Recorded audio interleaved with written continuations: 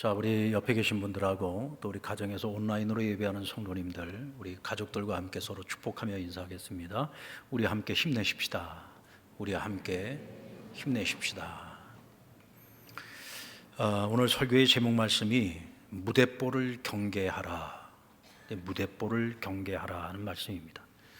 이 무댓볼이라는 말은 예전에 우리가 많이 사용했었죠. 요즘은 시쳇말이 됐습니다.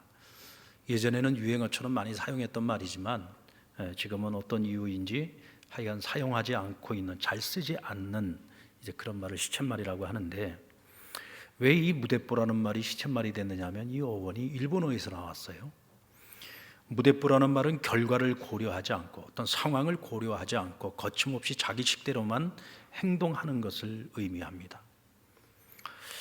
한자 무수법에서 나온 말인데 이것이 일본식 발음으로 하면은 무댓보가 됩니다. 무수법은 총이 없다라고 하는 무철포의 은편화 현상에서 나왔는데요, 일본 나가시노 전투에서 유래된 말이기도 합니다. 유래가 이렇습니다. 나가시노 전투는 1575년 오다 노부나가와 그리고 도쿠가와 이에야스의 연합군대와 다케다 신겐 부대의 전투였는데요, 이것은 칼과 총의 싸움이었습니다. 이 다케다 신겐 부대는 아주 최강의 이 기마 부대, 칼을 쓰는, 그리고 말을 타고 달리는 이 기마 부대를 자랑하는 그런 부대였고, 이 오다와 도쿠가와는 좀 시대를 좀 앞질러 갔던 것 같아요. 그래서 일찍부터 조총을 사용하는 그런 부대였습니다.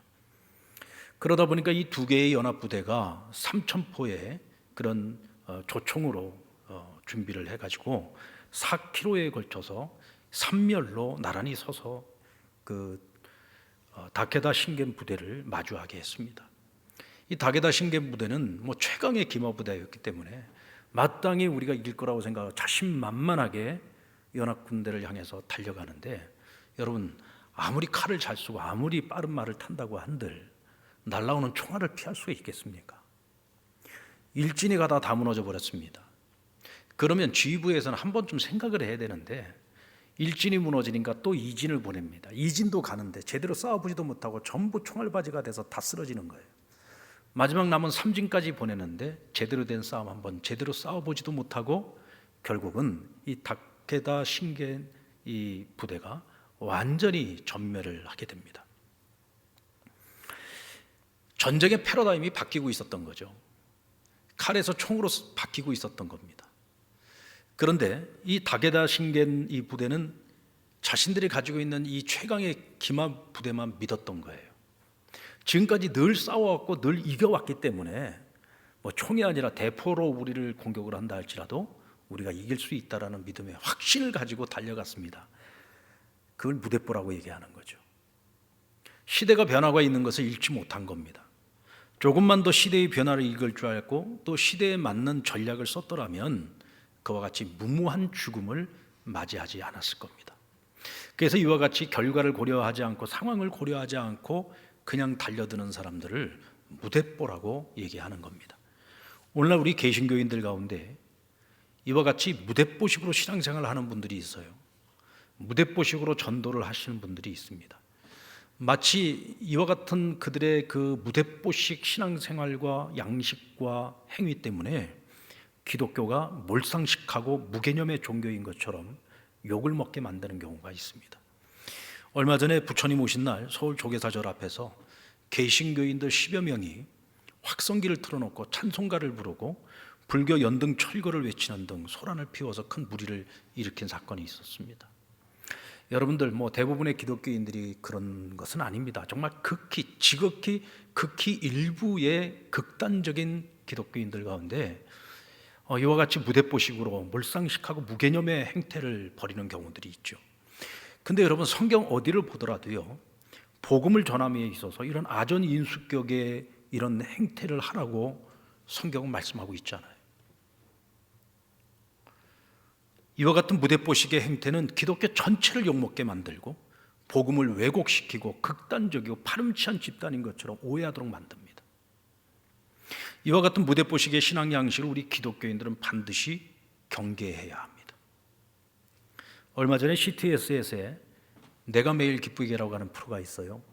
거기에 33년 동안 승려 생활을 하시던 스님이 기독교로 개종을 한 분이 나오셔가지고 이제 간증을 하는 그런 시간이 있었습니다. 젊어서 조폭 생활을 하다가 어떤 사건을 치고 그 제주도에 숨어 들어갔는데 그곳에서 절에 올라가서 잠시 몸을 숨기고 있다가 거기서 수행을 하게 됐어요. 그러다가 스님까지 돼버린 겁니다. 근데 이 불교의 여러 종단이 있는데 그 중에 보면 결혼을 하는 종단이 있어요. 보니까 이분은 결혼을 하는 스님이에요. 그래서 아내가 있더라고요. 근데 재미있는 것은 전북 금산에서 어느 절에 주지 스님으로 계시는데 그의 아내 되시는 분은 그 밑에 동네에 조그마한 교회에 서리 집사예요. 이게 상식적으로 잘 이해가 안 가죠. 그러니까 그 사회를 보시는 분이 물어봤어요. 어떻게 그런 일이 가능하냐? 근데 이 스님은 종교 다원주의적인 사고를 갖고 있는 거예요. 뭐 다 똑같은 신을 믿는 건데 하나님을 믿든 부처를 믿든 뭐 마호메트를 믿든 뭐 누구를 믿든지 어쨌든 신을 믿는 거니까 그거 뭐 우리가 인정해 줘야 되는 거 아니냐. 그래서 나는 부처를 믿으니 나는 절의 스님이요, 내 아내는 하나님을 믿으니 교회의 집사라. 또 서로 인정하고 사는 거예요. 그래서 주일날이 되면은 항상 그 아내 되는 집사를 차에 태워서 교회에다가 잘 모셔다 드리고 예배 끝날 때까지 기다렸다가 모시고 오는 생활을 몇 년 동안을 계속 해온 거예요. 근데 늘 교회에 이 아내를 데려다 줄 때마다 교회를 보면서 늘 이런 생각이 들었대요. 어째 이렇게 교회가 오래되고 낡고 초라할까? 여기도 하나님을 모시는 곳인데 하나님을 모시는 곳이 이렇게 초라해서야 되겠나, 이런 생각을 평상시에 늘 하고 있었는데 어느 날 아내가 얼굴이 굉장히 그늘 있는 얼굴을 하고 있더래요. 그래서 왜 그러냐 그랬더니 우리 교회가 이번에 성전을 건축하기로 했는데 교인도 몇 명 되지 않고 재정도 얼마 안 되다 보니 우리 목사님하고 사모님하고 요즘 걱정이 그냥 큰 걱정을 하고 있다는 거죠. 그래서 어떻게 해야 될지 모르겠다고. 그러니까 이 스님이 그 얘기를 듣고는 목사님을 찾아갔어요. 목사님, 재정이 얼마나 됩니까? 근데 보니까 턱도 없어요. 이 재정 가지고는 교회를 어떻게 건축할 수가 없어. 그러니까 이 스님 얘기가 내가 지어줄게요. 그러니까 이분이 이 목공 기술을 가지고 있는 분이라. 그래가지고 자기가 그 얼마 안 되는 재정을 가지고 자기가 직접 다 목공을 해가지고 교회를 세운 거예요. 그리고 교회 안에 들어가는 그 집기들도 심지어는 강대상까지 다 자기가 만들어가지고 집기도 다 집어넣은 거예요. 그러다가 33년 동안 승려 생활을 마감하고 기독교인으로 개종을 한 겁니다. 하여간에 뭐 우여곡절 끝에 그렇게 됐는데 뭐 그 얘기 하려면은 뭐 오늘 설교 시간 다 보내야 될 것 같아서 그건 다 줄이고, 자, 우리가 여기서 주목해야 될 점이 있어요. 스님이 교회를 지어줬다는 겁니다. 만약에 우리 교회 옆에 절이 하나 있는데 그 절에 불이 났습니다. 그래갖고 절이 완전히 다 전소됐어요.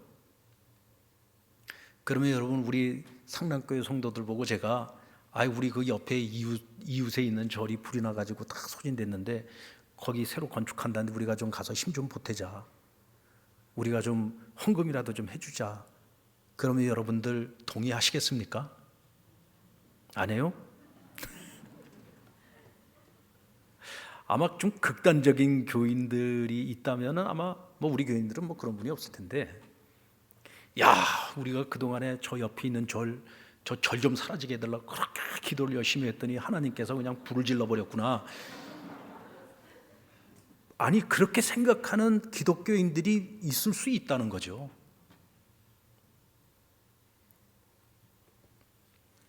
여러분, 우리 기독교는 그렇게 이기적이고 몰상식한 종교가 아닙니다. 우리 기독교의 복음은요, 사랑의 복음이고 은혜의 복음이고 자비의 복음이에요. 이웃에 불행이 있으면 그가 누가 되었든 어떤 종교가 되었든 그리스도의 사랑으로 그들을 긍휼히 여기고 자비를 베푸는 공동체, 이것이 진정한 교회의 모습이고 이것이 진정한 복음의 정신입니다. 왜 그 스님은 기독교인이 되었을까? 저는 그가 어떤 종교를 가지고 있었느냐가 중요한 것이 아니라 기본적으로 이분의 마음은 어려운 이웃을 볼 때 긍휼히 여기는 마음이 있어요. 생각만 하는 것이 아니라 몸으로 자기가 실천하는 사랑의 실천이 있는 사람이에요. 그것도 하나님의 집을 섬기는 그 마음을 가지고서 자기가 가지고 있는 재능을 가지고 최선을 다해서 그 교회를 지어주고 지기까지 만들어서 넣어준 겁니다. 하나님께서 그 마음을 이쁘게 보신 것 같아요. 하나님 그 마음을 귀하게 여기셨던 것 같아요. 그래서 이분이 더 이상 헛된 진리를 따르고 헛된 도를 따르지 않고 만군의 하나님, 온 세상을 창조하시고 오늘도 역사를 다스리고 계시고 우리를 구원하시기를 원하시는 그 진정한 하나님의 사랑을 깨닫고 그 마음을 만져서 33년 동안의 순교 생활을 마감하고 하나님께로 돌아오는 하나님의 크신 은혜와 역사를 그에게 베풀어 주신 거죠.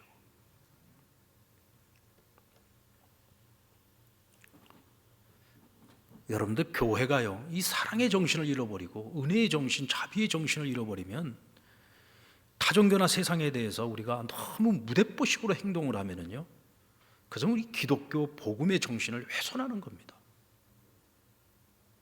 세상으로부터 하나님을 왜곡시켜 버리는 거예요. 그래서 우리가 가지고 있는 이 신앙의 자세와 태도, 이 정말 중요한 겁니다. 오늘 본문의 사도 바울을 보십시오. 19절 말씀에 보면 내가 모든 사람에게서 자유로우나 스스로 모든 사람에게 종이 된 것은 더 많은 사람을 얻고자 함이라. 바울의 인생의 목표는 분명합니다. 열심히 복음을 전해서 한 영혼이라도 더 구원하는 것, 한 사람이라도 더 구원을 얻게 하는 것이 그의 인생의 목표였어요. 그는 그 일을 위해서 모든 사람의 종이 되었다 그랬습니다. 한 영혼이라도 더 구원하기 위해서 내가 그 사람들에게 종이 되어서 섬기겠다는 거예요. 여기 바울의 진리에 대한 견고함과 유연함이 있습니다. 오직 예수 그리스도를 믿는 믿음 안에서만 구원을 얻을 수 있습니다. 이것이 복음의 진리죠. 이 신앙에 있어서 조금 더 흔들림이 없어요. 이거는 내 목숨과도 바꿀 수 있는 거예요. 복음을 위해서라면 내 목숨도 아끼지 않아요. 이것이 바울입니다. 그러나 이 복음을 사람들에게 전하는 방법에 있어서는 유연성을 가지고 하겠다는 거예요. 나는 지금까지 내가 이렇게 배웠고 난 지금까지 이렇게 해왔으니까 앞으로도 이렇게만 할 겁니다. 이게 아니고 내가 만나는 사람이 누구냐에 따라서 그 사람이 이해할 수 있도록 그 사람을 설득할 수 있는 방법으로 복음을 전하겠다는 거예요. 여러분, 바울이요, 나는 오직 예수 십자가와 부활만을 전한다? 그러면 다른 모든 방법 다 제껴놓고 오로지 사람들을 만나면 예수 믿으세요, 예수 십자가와 부활을 믿으세요, 이렇게만 전하느냐? 그게 아니에요. 예수 십자가와 부활은 복음의 본질이죠. 이건 어떤 경우에도 흔들리지 않아요. 그러나 그것을 전해서 사람들이 그것을 믿고 구원을 이루도록 하는 방법에 있어서는 사람마다 그 사람들이 가지고 있는 배경이 다 달라요. 그들이 가지고 있는 지식이 다르고 사상이 다르고 세계관이 달라요. 그러니까 그런 거 하나하나를 다 고려해 가면서 그 사람에게 맞춰서 내가 섬기면서 복음을 전하겠다는 거예요. 그러니 여러분, 복음 전하는 일이 쉬운 일이겠습니까? 얼마나 노력을 많이 해야 되겠어요? 얼마나 연구를 많이 해야 되겠어요? 그렇게 하는 이유가 뭐냐? 한 영혼이라도 더 구원하기 위해서라는 거예요. 그것이 뭐냐? 그 영혼을 사랑하는 마음이잖아요. 이것이 복음의 정신이잖아요. 그 한 영혼에게 하나님의 그 긍휼을 베풀어 주고 싶은 그 마음, 자비를 베풀어 주고 싶은 그 마음이 그들을 최대한 섬기면서 복음을 전하는 이유라는 겁니다. 자, 그래서 오늘 20절 말씀 같이 한번 읽어볼까요? 시작. 유대인들에게 내가 유대인과 같이 된 것은 유대인들을 얻고자 함이요 율법 아래 있는 자들에게는 내가 율법 아래 있지 아니하나 율법 아래에 있는 자 같이 된 것은 율법 아래에 있는 자들을 얻고자 함이요. 유대인들을 내가 얻기 위해서 내가 유대인과 같이 되었다 그랬어요. 또 율법 아래에 있는 자들, 율법 아래에 있는 자들이 누굽니까? 유대인들이잖아요. 그들은 율법 아래에 있는 사람들이잖아요. 그런데 바울은 이미 예수 그리스도의 복음으로 말미암아 율법으로부터 자유를 얻은 사람이에요. 자유한 자입니다. 그러나 내가 율법 아래에 있는 이 사람들에게 복음을 전해서 그들을 구원하기 위해 내가 율법 아래에 있는 자가 되었다는 거예요. 내 눈높이에 그들을 맞추는 것이 아니라 내 눈높이를 그들의 눈높이에 맞추는 겁니다. 그래서 접촉점을 찾는 거죠. 그렇게 해서 내가 그들에게 복음을 전했다는 겁니다. 22절 말씀 같이 읽을까요? 시작. 약한 자들에게 내가 약한 자와 같이 된 것은 약한 자들을 얻고자 함이요 내가 여러 사람에게 여러 모습이 된 것은 아무쪼록 몇 사람이라도 구원하고자 함이니. 내가 여러 사람에게 여러 모습이 되었다 그랬어요. 여러 모습이 되었다는 말은 여러 방법으로라는 뜻이 되겠죠. 여러 사람들을 내가 복음을 전해서 이들을 믿음에 이르게 하고 구원을 얻도록 하기 위해서 내가 여러 가지 모습으로 여러 가지 방법으로 내가 그들과 접촉점을 찾고 그들을 만나고 그들에게 전해서 그 중에 많은 사람들 구원 얻기를 원하지만 몇 사람이라도 구원을 얻으니 그것으로 말미암아 내가 감사하다. 여러분, 바울은 심지어 빌립보에서 복음 전하다가 착한 일을 하고도 매를 맞고 감옥에 갇혔습니다. 그런데 바울은 로마의 시민권을 가지고 있는 사람이었습니다. 로마 시민권만 딱 내놓으면 매 맞을 일도 없고 옥에 갇힐 일도 없어요. 그런데 바울은 재판도 받지 않은 상태에서 졸지의 죄인이 돼가지고 신라와 함께 죽도록 매 맞고 옥에 갇혔습니다. 그는 로마 시민권이라고 하는 이 비장의 카드를요, 자기 자신을 위해서 단 한 번도 쓴 적이 없습니다. 오직 복음을 전할 수 있는 기회를 얻기 위해서만 그 비장의 카드를 사용했다는 거죠. 이것이 뭐예요? 복음의 정신이에요. 사랑의 정신, 은혜의 정신이죠. 얼마든지 내가 고난과 환난을 피할 수 있었지만 복음을 전할 수 있는 기회를 얻기 위해서 내가 스스로 그 고난과 환난을 다 감당을 했다는 겁니다. 이것이 복음 정신입니다. 우리는 진리에 있어서는 세상의 무엇과도 타협해서는 안 됩니다. 오직 구원은 예수 그리스도로만 구원을 얻을 수 있습니다. 종교다원주의에서 말하는 부처를 믿어도 구원을 얻고 마호멧을 믿어도 구원을 얻고 세상의 어떤 신을 믿더라도 구원만 얻으면 된다? 여러분, 성경을 읽어보면 그런 말씀은 없습니다. 오직 예수 외에는 다른 이름을 주신 일이 없다고 분명히 성경은 말씀하고 있어요.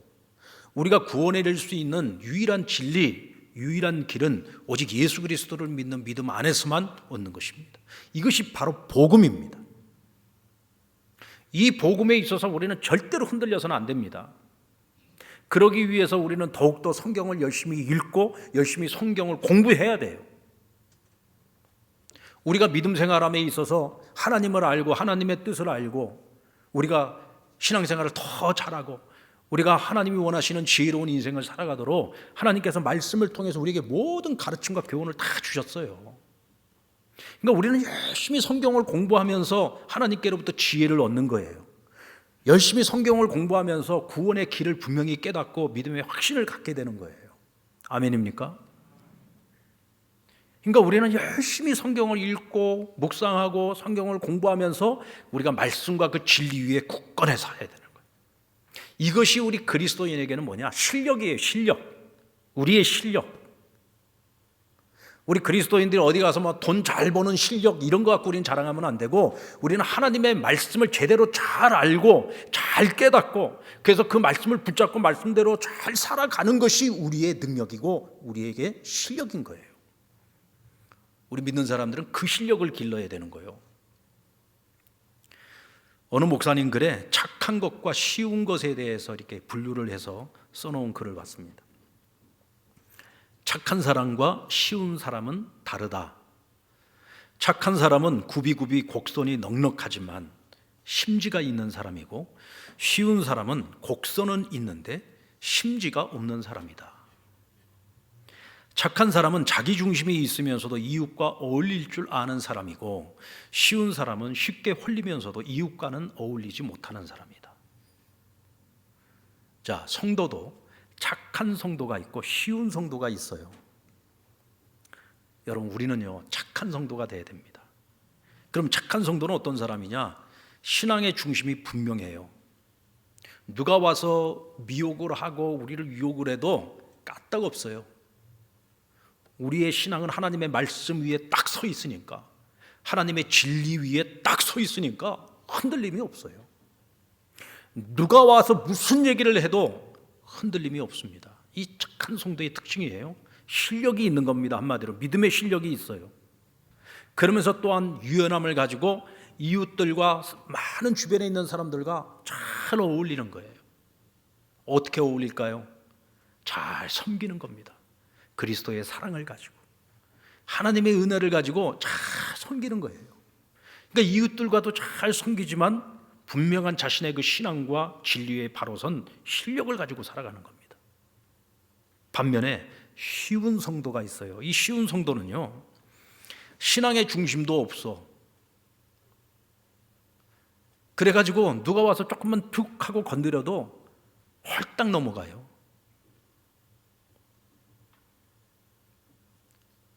그러면서 또 다른 사람들하고 잘 어울리지도 못해요. 근데 보면은 이런 분들이 이단에 잘 넘어가요. 여러분, 우린 절대로 쉬운 성도가 되면 안 돼요. 그렇게 만만해 보이는 성도가 되면 안 됩니다. 사람들이요, 붙는 것도요, 내가 실력이 있을 때 붙는 겁니다. 내가 실력이 없으면 사람들이 붙는 게 아니라 나를 넘어뜨리려고 해요.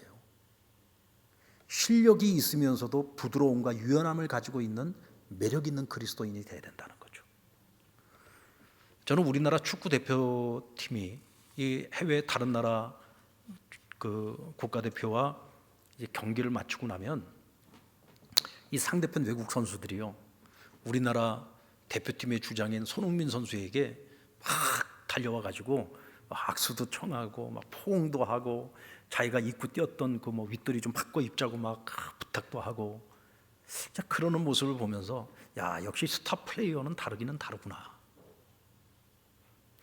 해외 모든 선수들이 이 손흥민 선수를 인정해 주는 거죠. 정말 세계적인 선수라는 걸 인정을 하는 거예요. 실력 있는 선수라는 걸 인정을 하는 겁니다. 그러니까 조금 전까지는 적과 적으로 싸워서 이기기 위해서 싸웠지만 경기가 딱 끝나고 나면 손흥민 선수하고 악수 한번 하는 게 영광인 거예요. 이 선수하고 같이 뛰었던 그 옷 하나 바꿔 입는 게 이게 평생 내가 집에서 소장할 만한 가치가 있는 옷인 거예요. 손흥민 선수의 땀내가 묻어 있는 옷. 이 집안의 가부가 되는 거지. 저는 그런 모습을 볼 때마다 무슨 생각이 드냐면, 야, 우리 그리스도인들처럼 매력 있는 그리스도인이 돼야 되는데, 실력도 있고 겸손함과 인성을 가지고 부드러움과 친밀함을 가지고 누구나 가까이 하고 싶고 부러워하고 때로는 두려워할 줄 아는 그런 존재.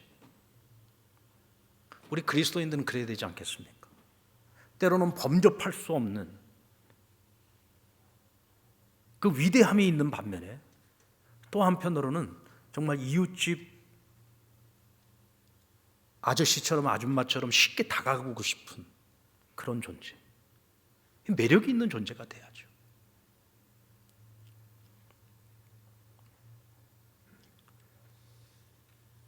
여러분, 우리는 복음의 절대성에 이 견고함을 가지고 있어야 될 뿐만 아니라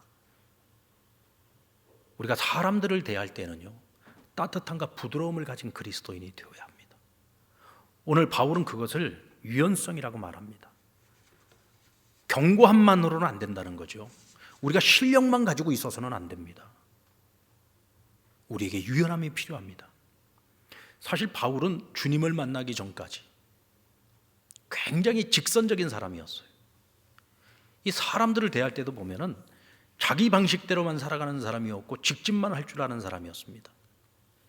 자신이 옳다고 생각하는 것을 위해서는 어떤 행동도 정당하다고 생각하는 사람이었죠. 그래서 기독교에 대해서 굉장히 비판적이고 기독교는 이 세상에 존재하지 말아야 될 종교라고 생각했을 때 그는 믿는 사람들 교회를 누구보다도 극렬하게 핍박했던 사람이었습니다. 예수 믿는다는 이유로 다 잡아다 죽인 사람이 바울입니다. 그래서 나중에 이 바울이 다메섹 도상에서 부활하신 예수님을 만나고 완전히 인생이 바뀌잖아요. 교회를 핍박했던 사람이 이제는 복음을 위한 인생으로 살아가게 된 거죠. 자, 그런데 우리가 성경을 잘 읽어보면 이 바울이 복음을 받아들이고 이방인의 사도로 주를 위한 사역을 시작할 때 이 바울이 예수님 만났다고 해서 인성이 금방 변한 게 아닙니다. 성품과 기질이 금방 변한 게 아니에요. 이 사람은 원래가 굉장히 사람 중심이라기보다는 일 중심인 사람이었고요, 곡선적이라기보다는 굉장히 직선적인 사람이었어요. 내가 목표로 하는 것이 있으면 그 목표를 향해서 달려가는데 방해가 되는 것은 전부 다 제거해 버립니다. 오로지 그 목표 중심적으로만 달려나가는 사람이었어요. 그 대표적인 예가 1차 선교 여행 때 바나바와 함께 또 한 사람의 이 동행이 있었는데 마가 요한이라고 하는 청년이에요. 이 마가 요한은 바나바의 조카였습니다. 근데 어찌된 일인지 모르겠는데 중도에 이 마가 요한이 예루살렘으로 돌아가 버려요. 그 바람에 사도 바울이 굉장히 마음이 불편했어요. 1차 선교여행을 마치고 돌아와서 선교 보고를 하는데 그 자리에 마가 요한이 있었습니다. 이 보고를 쫙 듣고 있으면서 너무너무 후회가 되는 거예요. 내가 그때 끝까지 함께 했으면 바울과 바나바와 함께 하나님께서 역사하시는 그 모든 역사의 현장을 내가 다 가서 경험을 했을 텐데, 그 은혜의 현장을 내가 다 경험을 했을 텐데, 내가 중간에 돌아오는 바람에 내가 그 은혜를 다 놓쳤잖아요. 너무너무 후회가 되는 거예요. 그래서 내가 2차 선교여행 때는 내가 반드시 따라가리라. 그리고는 삼촌 바나바에게 부탁을 한 겁니다. 삼촌, 바울 선생님한테 좀 얘기 좀 해주세요. 나 좀 데리고 가라고. 바울이 그 얘기를 듣자마자 안 돼. 한 번 가다가 중도에 포기한 사람이 다음번에 또 포기하지 말라는 법이 어디 있어. 믿을 수 없어. 신뢰할 수 없어. 우리가 지금 하려고 하는 것은 복음을 전하는, 이건 목숨 걸고 지금 우리가 나아가서 하는 일인데 이와 같이 준비 안 된 자를 데리고 갈 수 없다. 그리고 거절해 버립니다. 근데 바나바는 굉장히 사람 중심의 사람이었어요. 이 한 사람 마가 요한이라는 이 청년을 여기서 우리가 버린다면 이 청년은 앞으로 잘만 훈련시키면 우리 초대교회, 우리 교회에 아주 참 훌륭한 일꾼이 될 수 있는 사람인데 이대로 버릴 수 있냐. 그래서 마가 요한을 데리고 바나바는 자신의 고향인 구브로 섬으로 전도를 하러 떠납니다. 그리고 바울은 실라라고 하는 다른 제자를 한 사람 구해서 실라와 함께 소아시아 쪽으로 복음을 전하러 가게 되는, 그 바람에 선교팀이 2개의 팀으로 나뉘어지게 됩니다. 결과적으로 봤을 때는 오히려 잘된 일이죠. 구브로 섬으로도 가고 또 소아시아로도 가고 2개의 팀이, 하나의 전도팀이 2개의 팀으로 나뉘어졌으니까 이것은 어떻게 보면 더 잘된 일이라고 할 수 있어요. 그러나 어쨌든 여기서 드러나는 오늘 이 바울의 모습은 너무나 직선적인 사람이라는 거죠. 너무 목표 지향적이었던 거죠. 그러니까 어떻게 보면 인간미가 좀 떨어지는 사람이었어요. 부드러움이 부족한 사람이었습니다. 그런데 여러분, 복음은요, 사람을 변화시킵니다. 그랬던 바울이 1차 선교여행, 3차 선교여행을 통해서 복음을 전하는 과정 속에서 이 사람이 변해지기 시작해요. 직선적인 사람이었던 곡선의 사람으로 바뀌기 시작합니다. 자기 식대로 살았던 사람이 이제는 정말 따뜻한 마음을 가진 사람으로 바뀌게 됩니다. 오늘 그 대표적인 모습이 오늘 우리가 함께 읽었던 본문에 나타나는 모습이에요. 내가 복음을 전함에 있어서 유대인에게는 유대인에게 맞춰서, 헬라인에게는 헬라인에게 맞춰서, 이방인에게는 이방인에게 맞춰서, 연약한 자에게 내가 연약한 자에게 맞춰서, 내 눈높이에 사람들을 맞추는 것이 아니라 내가 그들 눈높이에 맞춰서, 내가 그들 속으로 스며들어서 그들에게 맞는 방법으로 복음을 전하기 위해서 최선을 다했다는 거예요. 사람이 확 변하는 거예요. 어떻게 이 사람 왜 이렇게 변했을까? 내가 전하는 것이 뭐예요? 복음이잖아요. 복음이 뭐예요? 사랑이에요. 복음 그 자체가 사랑인 겁니다. 복음 그 자체가 은혜인 거예요. 복음 그 자체가 자비인 거예요. 사랑의 복음을 전하고 은혜의 복음을 전하고 자비의 복음을 전하면서 나는 꽉 막힌 사람으로 복음을 전한다면 과연 이 복음이 효과가 있겠습니까? 나는 무대뽀식으로 복음을 전하는데 과연 이 복음이 무슨 열매를 맺을 수가 있겠느냐고요.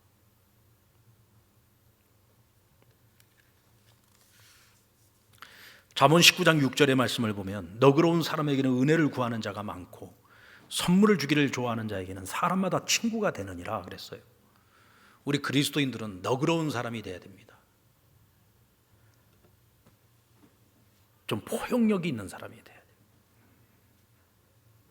우리가 교회 내에서도 그렇습니다. 우리가 신앙생활을 오래 하고 나이를 먹고 교회에서 어른이 되어 갈수록 우리가요, 견고함도 중요하지만 유연함을 좀 더 가질 필요가 있어요. 사실 이제 나이가 인생을 많이 사는 어른들의 눈으로 볼 때는 젊은이들을 보면 마음에 안 드는 것들이 참 많아요. 이제 뭐 날 좀 더 더워지면 옷 입고 교회 올 때 옷 입고 오는 것부터가 마음에 안 들어. 우리 교회 같은 경우는 굉장히 열려 있는 교회라 뭘 입고 와도 별로 마음으로만 생각하지 대놓고 옷이 그게 뭐냐 그러지는 않아요. 근데 이게 좀 보수적인 교회, 또 오래된 역사를 가지고 있는 그런 교회들은 보면은 난리 납니다. 그럼 청년들이요, 그런 거에 또 상처받았다고요, 또 교회를 떠나버려요. 사실 여러분, 옷이 그렇게 중요한 건 아니잖아요. 어떻게 보면 그것도 그 시대의 그 사람들의 문화일 수도 있어요. 그러나 서로가 예의를 지키는 것이 중요하죠. 그런데 인생을 조금 더 산 사람들이, 인생을 조금 덜 살아온 사람들에게는 마음을 열고 좀 더 여유로운 마음을 갖고 좀 더 포용력을 가져야 돼요. 중요한 것은 그들에게 진리를 가르치는 거잖아요. 그들이 그 진리의 말씀에 붙들려서 살아갈 수 있도록 도와주는 거잖아요. 섬겨주는 거잖아요. 그래서 우리가 세상을 바라볼 때도 역시 마찬가지예요. 교회가 세상을 바라볼 때 당신들 왜 그것도 몰라? 라고 얘기할 것이 아니라 그들은 당연히 모르는 거예요. 당연히 모르는 거기 때문에 먼저 하나님을 만났고 먼저 예수님을 만나서 구원받은 우리가 그들의 눈높이에 우리를 맞춰서 그들 속으로 우리가 스며들어서 그들의 역사적인 배경이나 그들의 문화적인 배경이나 그들의 어떤 사상적인 배경, 세계관, 이런 것들을 그냥 완전히 무시해버리고 내 식대로만 가서 전하는 것이 아니라 그런 것들을 고려해서 그들이 이해할 수 있는 언어로 전해줘야 되는 거예요. 그래서 유연함이 필요한 거죠. 여러분들, 예수 천당 불신지요, 이 맞는 말이에요, 틀리는 말이에요? 너무 어렵게 생각하지 말고 그냥 단순하게 생각해서 대답해 보세요. 이게 맞는 말이에요, 틀리는 말이에요? 맞는 말이죠. 100번 맞는 말이죠. 이건 절대 진리죠. 예수 외에는 구원이 없어요. 예수 믿어야만 천국에 가는 거예요. 아무리 이 땅에서 착하고 선하고 의로운 삶을 살아가는 것 같아도 예수 안 믿고는 구원받을 수 없어요. 천국에 못 가요. 그게 성경이 우리에게 말씀하고 있는 절대 진리예요. 그런데 이것을 알지 못하는 사람들에게 가서 예수 천당 불신 지옥을 외칩니다. 근데 어떤 사람들은 직선적으로 이렇게 딱 외쳐주는데 그 말 한마디만 듣고도 구원받고 예수 믿기로 작정하는 사람들이 있어요. 없는 게 아닙니다. 우리 생각에는 에이, 그 말 듣고 누가 예수 믿어? 이러겠지만 어떤 사람은 그 직선적인 그 구호를 듣고도 믿는 사람이 생겨요. 그런가 하면 또 대다수의 많은 사람들은 그걸 혐오스럽게 생각하는 이들도 있죠. 저 기독교인들은 말이야, 너무 편협해. 뭐 왜 꼭 예수만 믿어야 천국을 간다고 저러는 거야? 그러면서 그걸 혐오스럽게 생각하는 사람들도 있죠. 예수 천당 불신 지옥, 이것이 옳고 그름의 문제가 아니고 이것을 어떻게 전할 것이냐의 문제를 우리는 고민을 해야 된다는 거예요.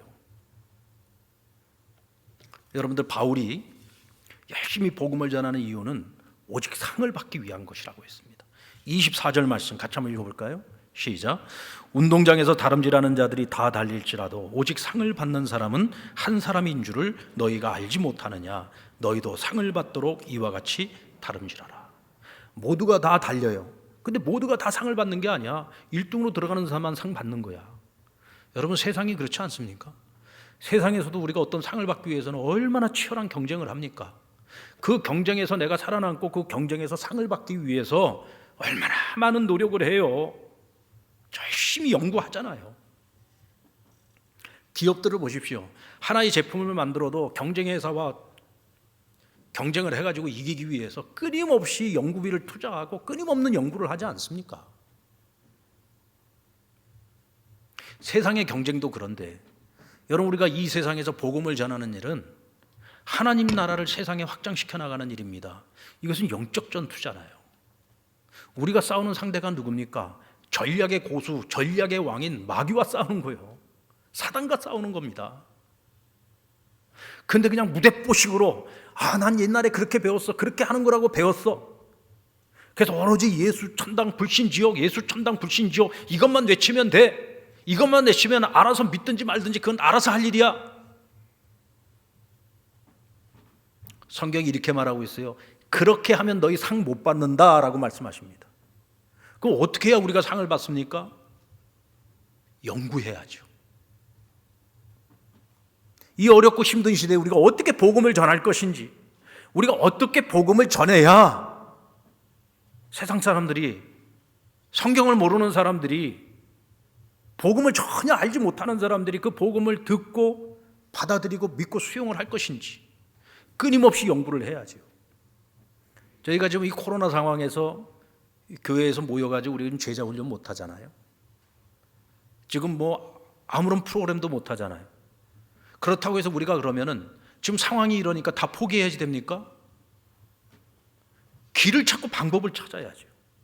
지금 우리가 대면 예배를 드리고 있지만 비대면 예배를 지금 드리고 있는 우리 성도들도 있단 말이죠. 온라인이 길이 될 수 있겠구나. 그래서 지금 우리가 하고 있는 게 뭐예요? 온라인 줌으로 지금 해가지고 제자 훈련도 하고 있고 또 MP 기도도 하고 있고 이제 올 가을에는 우리가 마도아이주도 하려고 해요. 우리가 할 수 있는 방법을 찾아서 할 수 있는 최선을 다해서 우리가 해야 할 일들을 하는 겁니다. 환경과 여건을 생각하면서 우리는 이래서 못해 저래서 못해, 그것은 우리가 과거의 방식만을 계속 고집하고 있기 때문에 그런 거예요. 새로운 시대에 새로운 방식을 끊임없이 연구하고 찾아야, 세상도 노력하는데 왜 우리가 노력을 안 합니까? 우리도 노력을 해야죠. 교회도 이 일을 위해서 끊임없이 연구하고 노력을 해서 길을 찾아내야 하듯이 여러분들도 각자 자기 자리에서 여러분들에게 주어진 복음 전도의 사명을 감당함에 있어서 각자 자기 길을 찾아야 돼요. 내가 어떻게 하면 내 주어진 상황 속에서 복음 전하는 일을 계속 이어갈 수 있을까? 내가 전하지 않으면 나에게 들어야 될 사람들이 못 듣는 거잖아요. 그러니까 나는 어떻게 저들에게 전할 수 있을까?